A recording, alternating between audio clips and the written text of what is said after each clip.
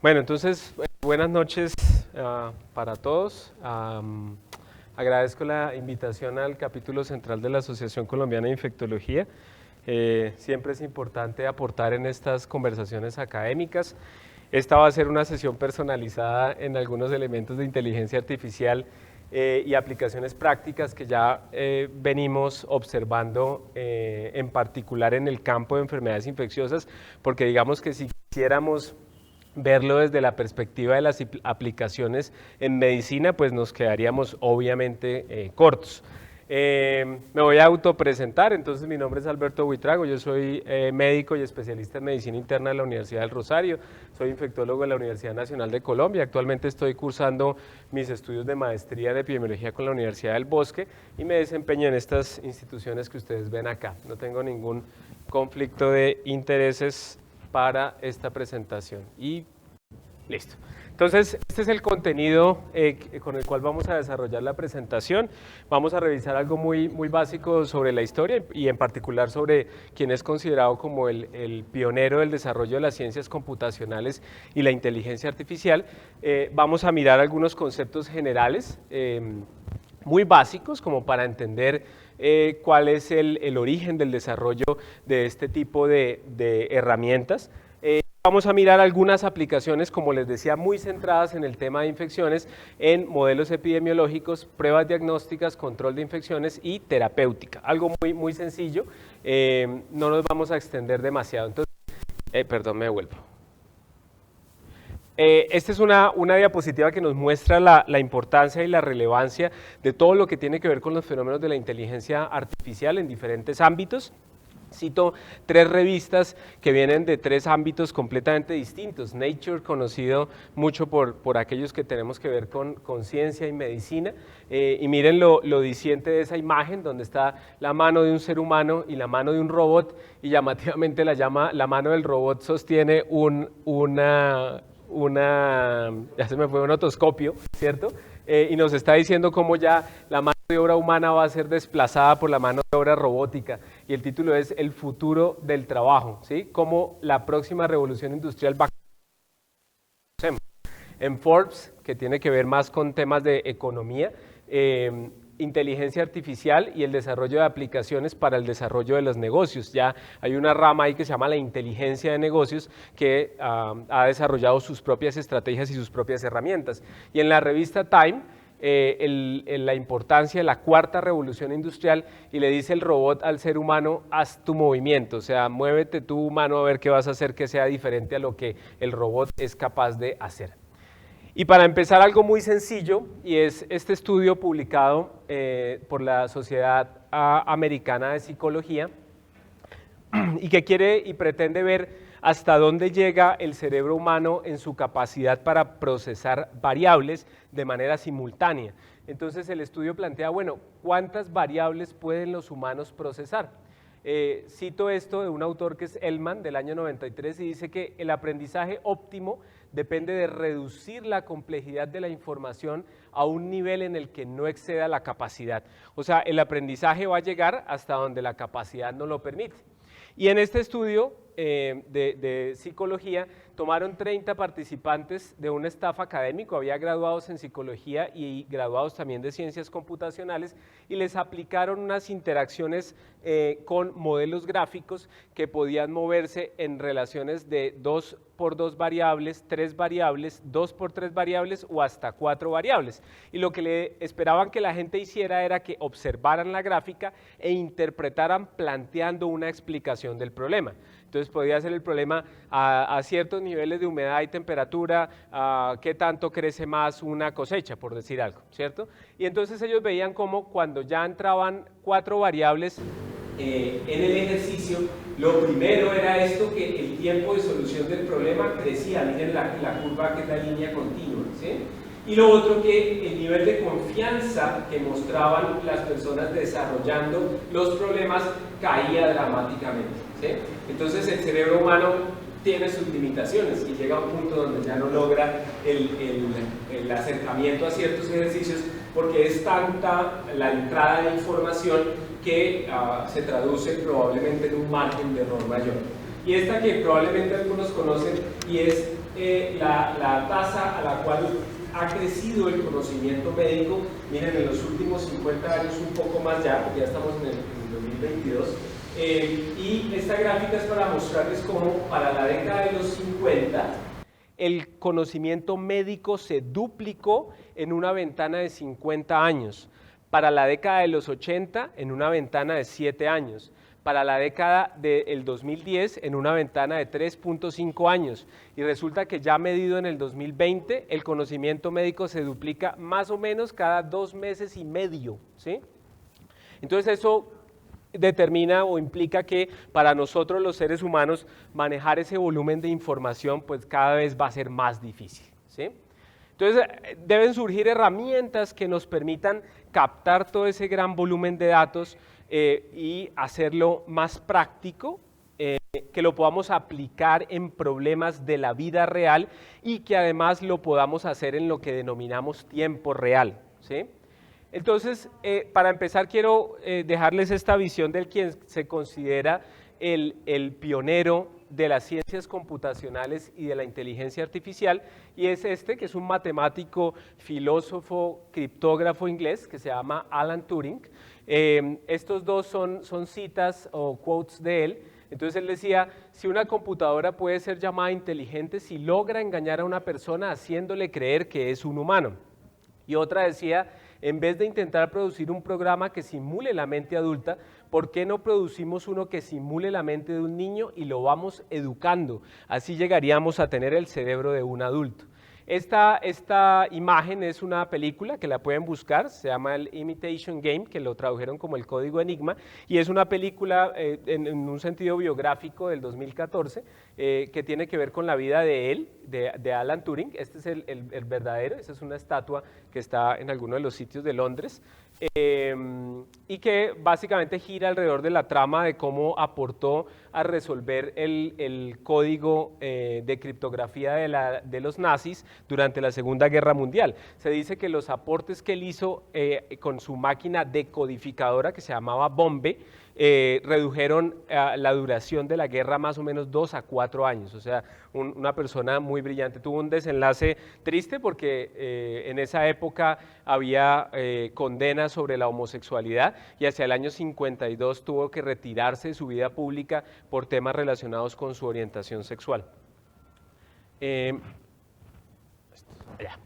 Esta es una gráfica que muestra lo que se denominó el test de Turing.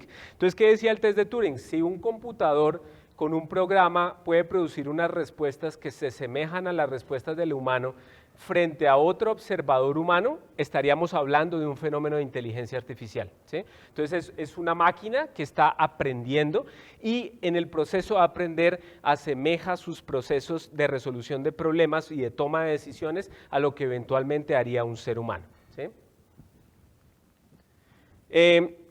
Esto se da en el contexto de la secuencia que probablemente todos hemos visto y es las subsecuentes revoluciones en la industria. Pasamos de la primera revolución industrial que se basó en el poder del agua, de las máquinas a vapor, el inicio de la mecanización, la segunda donde vimos producción en masa, las líneas de ensamblaje, la electricidad.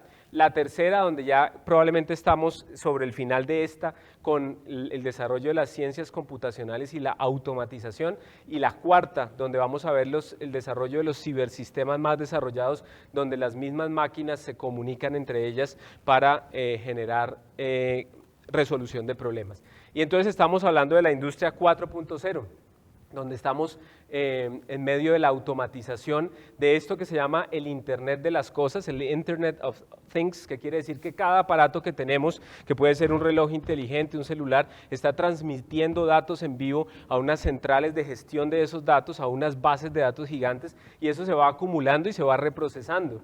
Entonces hay una integración de sistemas, hay una multiconectividad y empieza a aparecer el famoso fenómeno del Big Data, ¿sí? Y además ya hay fenómenos de computación en la nube, donde personas que están en países absolutamente distantes pueden trabajar sobre tareas similares haciendo uso de las plataformas en las nubes. Es tan importante esto que, por ejemplo, el Parlamento Europeo tiene un servicio de investigaciones donde hay un panel que trabaja sobre el futuro de la ciencia y la tecnología y mira algo así como el futuro, la proyección hacia adelante de todas estas cosas. Y este es un documento recién liberado ahorita en junio de este año, donde citan algunas cosas alrededor de la inteligencia artificial y la aplicación directa sobre los ámbitos de asistencia sanitaria. Entonces, el uso de la inteligencia artificial en el cuidado sanitario puede mejorar el acceso a servicios y la manera en que damos tratamientos, puede permitir la priorización de recursos, favoreciendo un funcionamiento más eficiente y efectivo de los sistemas de salud, de los sistemas sanitarios. Y vamos a migrar, algo que ya hemos visto y que nosotros lo vemos en el tema de infecciones todos los días, en desarrollo de ciertas cosas, como por ejemplo, plataformas de diagnóstico. Queremos ir hacia medicina de precisión y diagnóstico personalizado. Ya vamos a ver cómo se integra todo eso incluso desde la perspectiva del paciente hacia el médico. Rápidamente algunos conceptos. Entonces tenemos esta burbuja grande que llamamos inteligencia artificial, ya a grosso modo la describimos, y es como un computador o una máquina puede imitar, semejar la inteligencia humana para llevar a cabo una tarea. Por ejemplo, en nuestro entorno, un diagnóstico médico. Hay programas ya creados que a través de la introducción de datos clínicos, de contexto epidemiológico, de localización geográfica, de signos, de síntomas, puede llegar a aproximar un diagnóstico, ¿sí? Dentro de esa inteligencia artificial tenemos un componente que se llama el Machine Learning, del inglés, que en español lo van a encontrar como aprendizaje automático o aprendizaje de máquina, y básicamente es un segmento de la inteligencia artificial que nos permite realizar tareas a partir de datos y que mejora en la medida en que repite la experiencia, o sea, en la medida en que la máquina sigue ejecutando la tarea, tiende a mejorar. Y tenemos modelos más complejos que llegan a algo que se llama el Deep Learning o aprendizaje profundo, que deriva del Machine Learning y que ya utiliza unos modelos muchísimo más complejos, donde la entrada de datos es múltiple. Ya vamos a mostrar algunos modelos, algunas fotos de esas estructuras. Hacen uso del Big Data, y el Big Data implica que las fuentes de datos son múltiples de manera simultánea y consolida de todo eso para resolver problemas. Ya les voy a mostrar lo bonito que es esto. Entonces aquí hablamos de una integración entre, a través de la inteligencia artificial, utilizando algoritmos y la infraestructura de computación. Aquí hay un código, un lenguaje común, o sea, para poder decirle a la máquina, esto se hace de tal manera o de la otra, tenemos que hacer uso de los lenguajes de programación. Ejemplos de estos lenguajes son, por ejemplo, Python o R. El R es cada vez un programa más utilizado por los epidemiólogos en estudios de investigación comunes y corrientes, tiene unos modelos muy interesantes, y el tema del Big Data. Y el Big Data se complejiza un poquito más, porque entonces aquí entran una gran variedad de datos diferentes. Hablamos de unos datos estructurados que son todos esos datos que nosotros recopilamos en programas definidos. Por ejemplo, nuestro registro de bases de datos de Excel, de Access, ¿sí? Esos son bases de datos estructuradas. Tenemos datos no estructurados, por ejemplo, los videos que suben las personas a través de YouTube, los tweets que hace la gente en Twitter con frases cortas, con oraciones, con párrafos. Esos son datos que se pueden considerar no estructurados. Y de ahí hacia allá podemos ver cosas como la localización geográfica, la recolección de datos en tiempo real, los datos del lenguaje natural. Recientemente se citó mucho el tema de un chatbot de Google que para uno de sus propios ingenieros decía que parecía estar respondiendo con componentes de sentimiento humano. O sea, decía, parece que este chatbot de inteligencia artificial está mostrando la capacidad de sentir como humano. Eso ahí lo desvirtuaron, salió mucha gente a decir que eso era mentira, bueno, no sabemos. Pero es uno de esos ejemplos. Los datos de tiempos de serie, los datos de eventos, los datos de redes, los datos encadenados o con vínculos. Entonces vamos a mirar rápidamente a qué se refiere cada cosa para cuando yo les muestre ahorita unos ejemplos de esa aplicación ya en lo que nosotros en teoría podemos ver día a día, sepamos de qué estamos hablando. Entonces, primero el Machine Learning o aprendizaje automático. Entonces, ya lo dije antes, es una forma de inteligencia artificial que le permite a un sistema coger unos datos y aprender mediante una programación que generalmente es explícita. Ya vamos a ver que hay ciertos tipos de algoritmos para los cuales no hay una programación con etiquetas y ellos van aprendiendo en el proceso. Esto surgió desde los 50, o sea, ya es un proceso antiguo. Básicamente lo que perseguía era que las máquinas lograran procesos cognitivos semejantes a los humanos en lo que llamamos reconocimiento de patrones y toma de decisiones. Y se utilizan diferentes tipos de algoritmos, unos los llamamos supervisados, otros parcialmente supervisados y otros de reforzamiento. Esto es una gráfica para entenderlo un poco mejor. Entonces tenemos el machine learning, tenemos un aprendizaje que se llama supervisado o etiquetado, tenemos un aprendizaje no supervisado o no etiquetado y tenemos un aprendizaje con refuerzo. Voy a poner aquí una explicación complementaria de cada uno de estos. En el aprendizaje supervisado, a la máquina con el programa se le dice, miren, esto es un perro o esto es un gato, ¿sí? Entonces la máquina ya sabe que hay una etiqueta que corresponde a un perro y hay una etiqueta que corresponde a un gato. Y después yo cojo 500 fotos, se las paso por el frente y le digo, dígame cuál es el perro y cuál es el gato. Entonces la máquina aprende a utilizar la etiqueta para discriminar y clasificar, ¿sí? Entonces son algoritmos que permiten separar un conjunto de variables con un resultado de interés.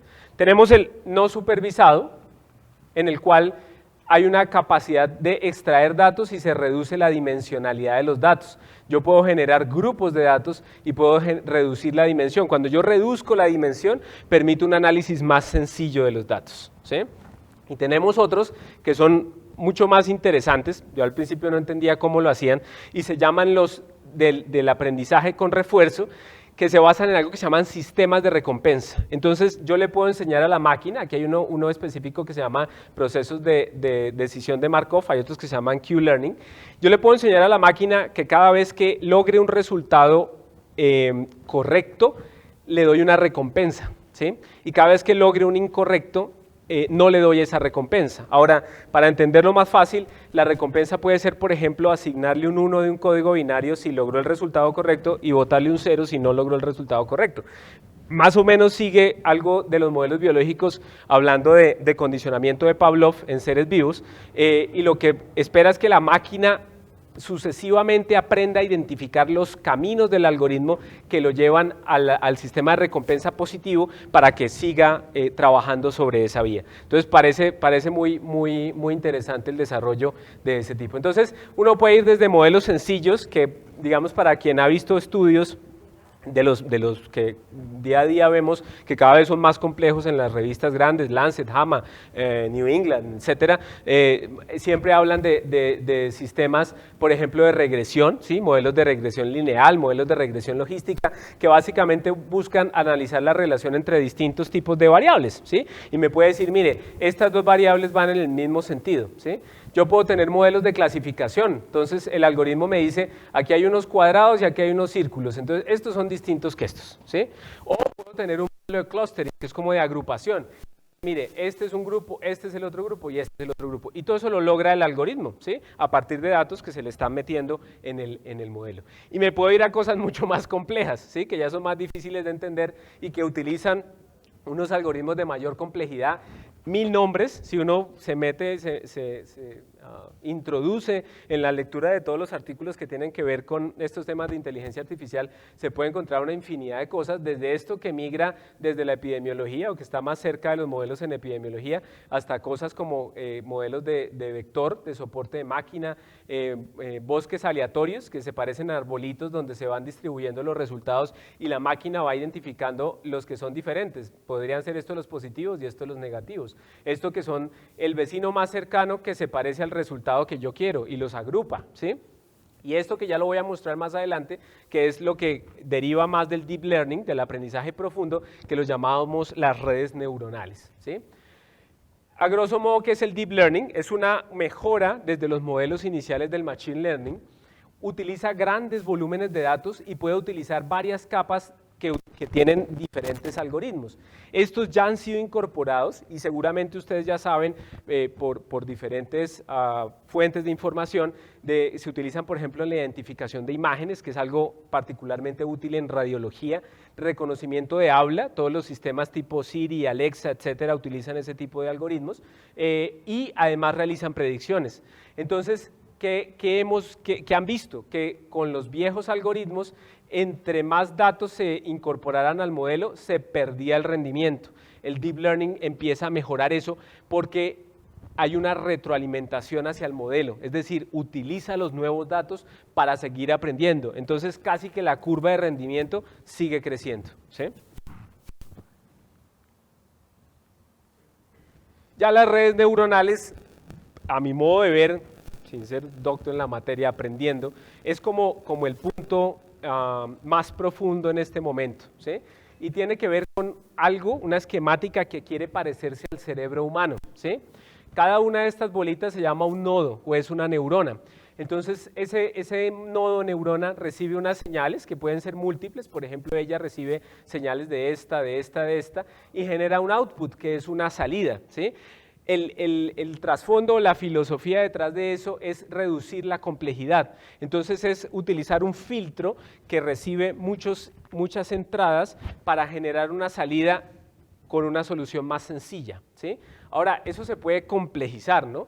Y entonces uno puede tener redes neuronales que tienen múltiples capas, ¿sí? La información entra y tiene una salida, pero en el proceso aquí puede haber varias máquinas trabajando simultáneamente y con diferentes algoritmos, es decir, con diferentes secuencias del procesamiento de datos. Entonces, eso hace que usted pueda generar interrelaciones entre diferentes elementos o variables que jamás un cerebro humano podría consolidar en una manera inmediata. Entonces, ahora sí voy a pasar sobre las aplicaciones en lo que tiene que ver con nosotros, como para ver ejemplos de donde ya hace mucho tiempo está ocurriendo esto, ¿sí? Entonces, lo primero son los modelos epidemiológicos. Entonces, esto es una revisión sistemática que quería ver el papel de los métodos del aprendizaje de máquina, por ejemplo, en detener la diseminación de enfermedades mortales, y en particular en enfermedades mortales que se diseminan, pues estamos hablando de ¿qué? Fundamentalmente de procesos infecciosos. Pero a mí lo bonito de estas tablas es ver cómo, bueno, citan todas esas bases de datos de revistas que consultamos todo el tiempo, Elsevier, Springer, Wiley, Medline, los estudios que han sido publicados, la calidad que cada vez se está viendo más de los nuevos estudios, el tipo de problemas que se están abordando. Entonces, en los modelos de regresión principalmente se quiere mirar la predicción, por ejemplo, de brotes de infecciones, y en los modelos de clasificación detectar los brotes antes de que tengamos un escenario ya, digamos, explícito, ¿sí? Y fíjense lo que yo hace un rato les mencionaba, y es que las bases de datos pueden utilizar distintos tipos de datos. Dentro de los datos estructurados tenemos los datos epidemiológicos, que somos los que los médicos vemos todos los días, especialmente en infecciones es muy frecuente interactuar con ellos. Pero miren qué otras cosas, datos espaciales que tienen que ver con coordenadas derivadas de sistemas de localización global, topología, distancia, área, datos de sensado remoto, que tienen que ver con cosas como vegetación, agua, temperaturas en la superficie de la Tierra, datos meteorológicos como temperatura, humedad, precipitación, datos fisiológicos, ya con el tema de los dispositivos de monitoreo individual, pues un diabético puede estar mandando constantemente desde las bombas desde los sensores de glucosa su data sobre qué niveles de glucemia está manejando en el tiempo, ¿sí? Datos demográficos, y mire lo que les decía antes, ya estamos hablando de la incorporación en esos modelos de Big Data, de data no estructurada, data que viene de redes sociales, ¿qué vota la gente en Facebook? ¿Qué vota la gente en Twitter? ¿Qué vota la gente, bueno, en TikTok, bueno, qué sé yo? Y las búsquedas de palabras clave, ya les voy a mostrar, por ejemplo, un ejercicio hecho en Corea del Sur, en el que utilizaron el principal motor de búsqueda allá, para proyectar el comportamiento de algunas de las enfermedades que nos interesan, ¿sí? Entonces, el modelamiento de epidemias a través de las matemáticas y este tipo de herramientas también de la epidemiología viene desde tiempo atrás. Recordemos el tema de los modelos de susceptible, infectado, recuperado, que para los que revisamos artículos de COVID volvió a citarse con cierta frecuencia. Era una manera de clasificar los pacientes entre aquellos que habían superado la enfermedad, otros que no, otros que podían volver a estar susceptibles. Y algo que se aprendió en particular en el contexto de la pandemia es que estos modelos deben ser reentrenados y ejecutados todo el tiempo. Es un continuo, porque las situaciones cambian, ¿sí? La situación social cambia, la gente sale, la gente no se encierra, el gobierno levanta las restricciones y los modelos deben ser adaptados a esas circunstancias. Entonces, esto es una forma de partir de ese tipo de modelos las gráficas que suscitan esos modelos, y al principio es fácil de entenderlo cuando uno dice, claro, los susceptibles caen porque se infectan, ¿cierto? Y los infectados suben. Pero entonces hay una gente que se recupera, entonces hay un modelo que dice el susceptible infectado que vuelve a ser susceptible. Si uno se complica un poco más, el susceptible infectado que se recupera, entonces aparece otra curva donde ya vemos los que salieron de ese escenario vivos, pero hay unos que no salen vivos, entonces susceptibles que se exponen, se infectan, se recuperan y algunos se mueren, que es la línea negra. Entonces todo eso ha servido para crear estos modelos, ¿sí?, que se aplicaron en la pandemia. El ejemplo que permitió el desarrollo grande de todos estos modelos en diferentes países fue precisamente la pandemia por el COVID-19. Entonces miren este ejemplo de una aplicación de un algoritmo de aprendizaje profundo para modelar y predecir qué iba a pasar con la pandemia del COVID en los 5 estados, ¿sí?, de la India que sufrieron el peor golpe del COVID. Mire lo bonito cómo incorporaron variables de cambio en la tasa de infección, que era esta beta, y tenían otra que era una gamma, que era la tasa de recuperación, con ajustes a si estaban en cuarentena, que estaban fuera de cuarentena o estaban durante la cuarentena, ¿sí? Y utilizaron una técnica que se llama aprendizaje incremental, que se asemeja un poco a eso que les mencionaba de los algoritmos de aprendizaje con refuerzo. La red neuronal se adapta, o sea, ella sigue tomando los datos, se adapta con los nuevos datos e incluso permite ajustar la hipótesis. Entonces, el algoritmo cambia y en la medida en que nuevos datos van entrando por las diferentes capas, el algoritmo puede ir cambiando la hipótesis de salida. Entonces puede decir, venga, la relación matemática entre los casos crecientes ya no tiene que ver con que es encierro o no encierro, sino que tiene que ver con, qué sé yo, el desempleo o alguna otra variable que se pueda estar evaluando. Y se genera esto, que son las famosas redes neuronales que ya les venía mostrando previamente. Y uno termina evaluando cuáles son los datos que realmente se midieron y cuáles fueron las predicciones. Miren el comportamiento en una de esos estados en la India de los datos observados contra lo que predijo el modelo. Es prácticamente idéntico, ¿sí? En otros escenarios, esto es hecho con datos globales de acceso libre, y era un científico de datos que quería ver predicción de VIH-Sida, ¿sí? Y utiliza diferentes tipos de modelos. Todo esto que ustedes ven acá con estas siglas son modelos. Este es el support vector machine, es decir, vector de soporte de máquina, el random forest. Esto se llama memoria a corto y largo plazo del modelo. Imagínense, incorpora temas de memoria para el modelo y es capaz de decirnos cada modelo manejando el mismo volumen de datos, cómo se comporta. Miren, cuál es la exactitud para predecir, por ejemplo, en esto que utilizaba datos de diferentes países, quién podía infectarse o qué tanta proporción de la población podía aparecer posteriormente infectada de VIH-Sida. Este es el que les decía del modelo coreano, y quería evaluar, utilizando diferentes fuentes de datos, qué pasaba con la predicción de enfermedades infecciosas.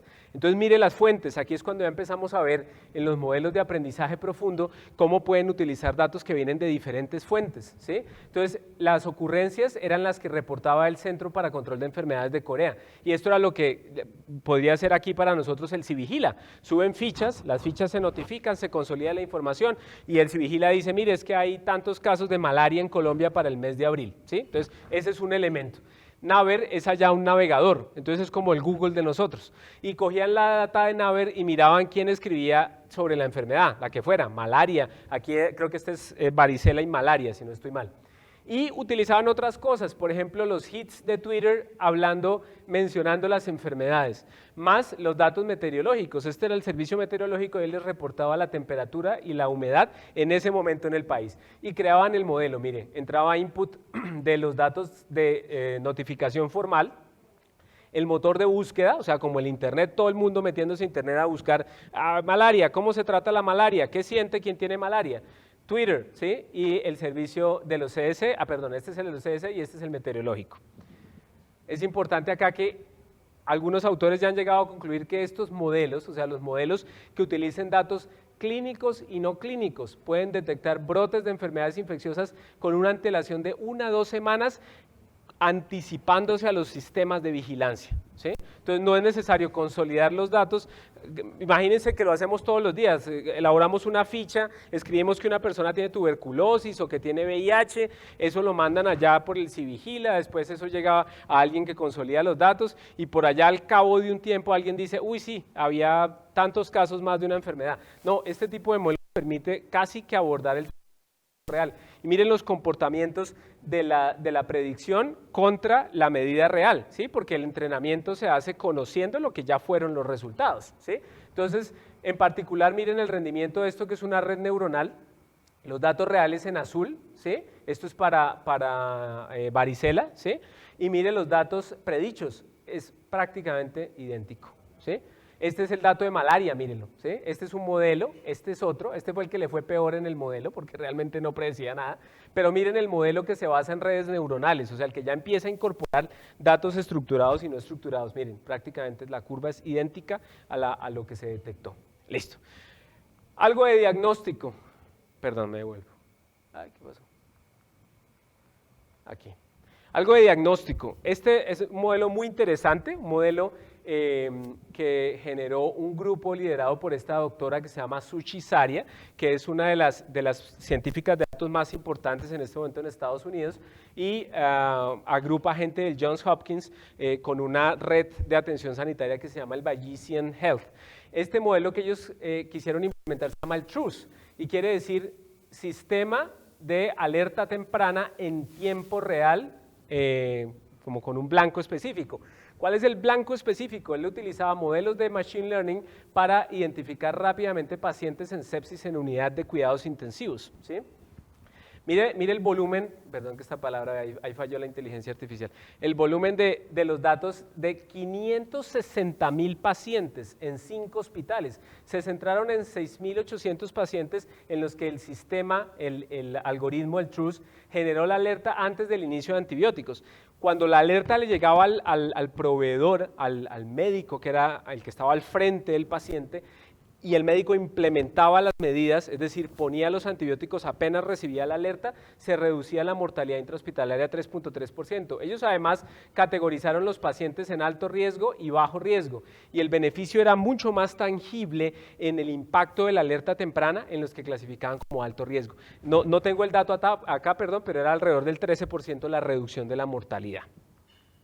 Miren este ejemplo tan bonito de otra aplicación. Es automatizar la interpretación de la tinción de Gram utilizando una red neuronal.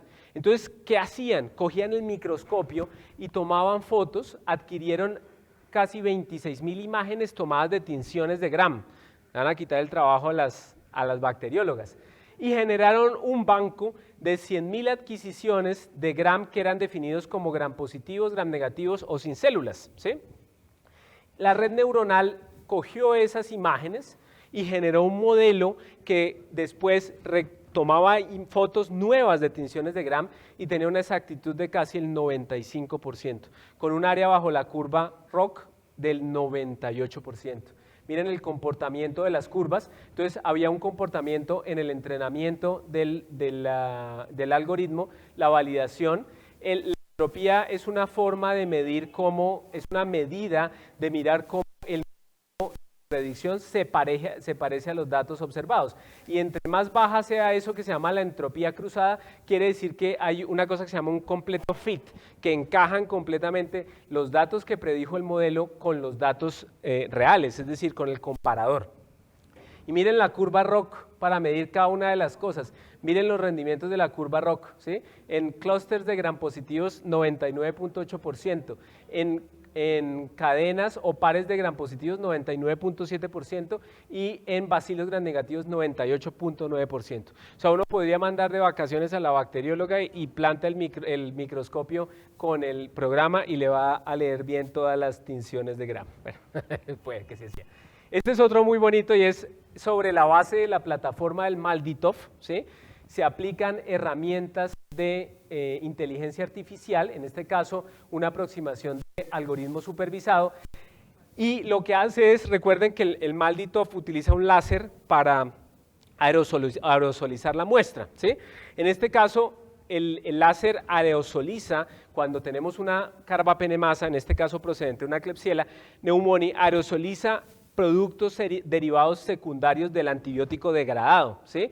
Y pueden ser sales derivados del antibiótico, componentes del anillo beta-lactámico, etc. Y ustedes saben que eso va a un patrón espectrofotométrico que dice, venga, aquí realmente hay una carbapenemasa porque estamos identificando patrones que tienen que ver con antibiótico degradado. Pues hay una forma de optimizar ese modelo y lo que hacen es que aplican diferentes aproximaciones de inteligencia artificial para seleccionar cuáles de esos patrones que pesca el MALDI-TOF tienen mejor rendimiento para decir con un 100% de exactitud si hay una carbapenemasa. Entonces es introducirle a la tecnología del MALDI-TOF una especie de mejoramiento relacionado con inteligencia artificial, ¿sí? Control de infecciones. Espero que el video perdón, voy a moverme aquí porque quiero mostrarles un video acá que seguramente algunos... Sí.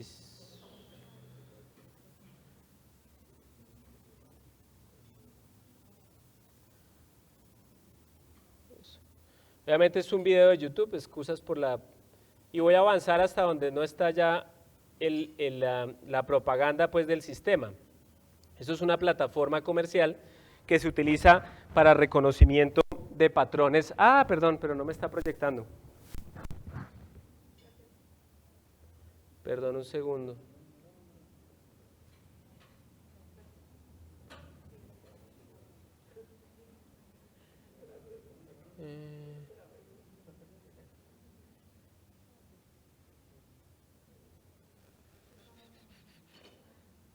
Configuración, de visualización, duplicar la presentación. Ah, ok. Aquí sí lo están viendo, ¿cierto? Sí. Ya, perdón, voy a arrancar acá, que es lo que quiero que vean. Entonces, esto es una aplicación que utiliza algoritmos de inteligencia artificial, ¿sí? La primera parte vieron cómo el aparato capta el movimiento de las manos. Ahí. Entonces, miren, la máquina permite que el usuario se registre, haga la validación de sus manos, ¿sí? Coloca sus manos, él las lee, le identifica mano izquierda, mano derecha e inicia la secuencia de higiene de manos, ¿sí? Entonces le dicen, el primer movimiento cumplió, pasó. Después vamos al siguiente movimiento, ¿sí? Y lo mismo. Lo lee completamente. Son plataformas que incorporan reconocimiento visual y además permiten hacer procesos de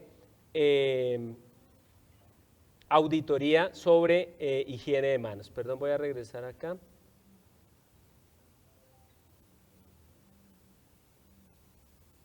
Acá. Esto. Otro elemento que puede ser interesante desde el punto de vista del control de infecciones. Entonces, en este caso es un modelo que utiliza aprendizaje de máquina a partir de los datos recogidos de la historia clínica electrónica para predecir la infección complicada por Clostridium difficile. Toman pacientes hospitalizados en unidades de cuidados intensivos y la idea es entrenar un modelo que le diga al clínico en qué pacientes es más probable encontrar complicaciones en el curso de los 3 días siguientes a el diagnóstico de la infección por Clostridium difficile. Y el rendimiento del modelo se compara con una extracción de datos manual donde se elabora un score o un puntaje de riesgo de tener la condición de la infección complicada por Clostridium difficile. El modelo de aprendizaje de máquina supera el puntaje clínico a partir del día 2, ¿sí? A partir del segundo día y en la medida en que más datos ingresan hacia el modelo, en la medida en que más datos ingresan hacia el modelo, empieza a mejorar el resultado y el rendimiento del modelo. Y vemos cómo en la medida en que pasan los días, a partir del diagnóstico, el modelo se comporta de manera mucho más eficiente. Es decir, en la medida en que vuelve y reutiliza los datos y recibe datos nuevos, empieza a ser más eficiente, ¿sí? Algo muy rápido, un ejemplo de nuestras aplicaciones en tratamiento. Perdón, acá. Y este tiene que ver con VIH y es aplicar los algoritmos a bancos de datos conocidos de medicamentos candidatos. En este caso son candidatos como inhibidores de integrasa del virus del VIH. El algoritmo va decantando los diferentes medicamentos, candidatos a inhibidores de integrasa, a través de ciertas características que pueden ser químicas, pueden ser de inhibición, pueden ser de su estructura molecular, y permite seleccionar los mejores candidatos, llevándolos además a comparaciones que tienen que ver con las concentraciones inhibitorias del potencial candidato frente al virus. Y de esa manera permite seleccionar cuáles pueden ser los mejores candidatos a pruebas clínicas, ¿sí? Emite un score, en este caso a través de una prueba que es un algoritmo y una herramienta bayesiana, y el científico puede seleccionar, dependiendo del puntaje, cuál puede ser el mejor candidato para que pase a una prueba subsecuente. ¿Qué sigue acá? Entonces es importante proyectarse al futuro. Ya hace un tiempo se habla de algo que se llama el data fusion o la fusión de datos, y estamos hablando ya de la posibilidad de incorporar múltiples fuentes de datos para generar modelos más sofisticados y de mejor rendimiento. La conexión simultánea de dispositivos de uso personal a las aplicaciones médicas nos brinda y nos puede brindar información en tiempo real que se integra en los modelos de datos. Y la incorporación ya masiva de estos modelos de aprendizaje a los registros electrónicos de historia clínica, como lo vimos con el ejemplo del puntaje en sepsis del equipo de Johns Hopkins, va a generar alertas de predicción y pronóstico que van a permitir ajustes en la terapéutica en tiempo real. De todas maneras es importante y se dan cuenta la iniciativa del Parlamento Europeo, y hay iniciativas en diferentes países, el tema de regulación y reglamentación y de educación, porque los médicos también debemos saber hasta dónde punto cierto tipo de herramientas pueden tener sesgos y tendencia al error, que puede traducirse además en un impacto en las atenciones de los pacientes. Entonces es un proceso evolutivo del cual se está aprendiendo, y aquí hay elementos que tienen que ver con ética, equidad y gobernanza que también van a ser incorporadas. Entonces la idea es, por ejemplo, en este modelo que se llama el concepto de fusión de datos en sensores diagnósticos, es que mi paciente va a estar acá, tiene su sensor, digamos, no necesariamente relacionado con la detección de alguna variable de características médicas, pero todos sabemos que en los relojes inteligentes hay mediciones de ritmo cardíaco, variabilidad de la frecuencia, pueden tomar hasta electrocardiogramas. Puedo tener dispositivos de registro en point of care, o sea, en el sitio de atención de los pacientes. Están los dispositivos inteligentes como los celulares, que pueden acoplar la información o servir de puente para enviarla a otras bases de datos. A eso yo le puedo sumar resultados de laboratorio formales, que me envíe un laboratorio y me diga, mire, el resultado de su paciente es tal, incorpórelo a la historia clínica electrónica, y utilizar la inteligencia artificial y el machine learning para integrar todos esos datos y favorecer lo que ya sabemos que debemos hacer, que son decisiones basadas en la evidencia. Y a nivel macro también puede servir para los modelos relacionados con instituciones, ¿sí? Captar sus datos, procesarlos, generar una fase de investigación, mirar los modelos, hacer la predicción y generar propuestas resolutivas o de control de problemas e implementarlas. Eso también sirve, ¿sí? Para las instituciones hospitalarias, va a ser muy útil, y probablemente a nivel un poco ya desligándose de la atención individual y personalizada de cada paciente, para nosotros en control de infecciones puede también ser muy útil, porque podemos anticipar situaciones para intervenirlas antes y prevenirlas. Y creo que eso es todo. Muchas gracias.